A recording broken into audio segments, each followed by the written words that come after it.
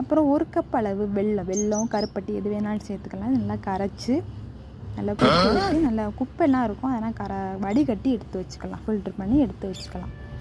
அதுக்கப்புறம் உளுந்தம்பொடியும் இதையும் சேர்த்து கட்டி இல்லாமல் கரைச்சி வச்சுக்கோங்க.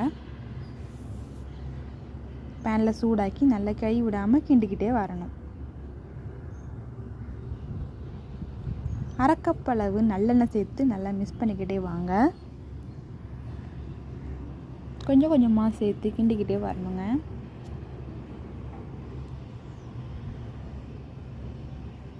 அவ்வளோதான், நம்மளோட இதயம் போலவே கிண்டிக்கிட்டே வாங்க. அவ்வளோதான், எண்ணெயும் காலி ஆகிடுச்சு, களியும் ரெடி ஆகிடுச்சு. இந்த மெத்தடை ஃபாலோ பண்ணி நீங்கள் வீட்டிலே செஞ்சு பாருங்கள். இதே மாதிரி சூப்பராக நீங்கள் வீட்லேயும் உளுந்தங்களி செஞ்சலாம். குழந்தைங்கள்லேருந்து பெரியவங்க வரை எல்லோரும் சாப்பிடக்கூடிய உளுந்தங்களி, ஆரோக்கியமான உளுந்தங்களி சாப்பிட்டு பாருங்கள்.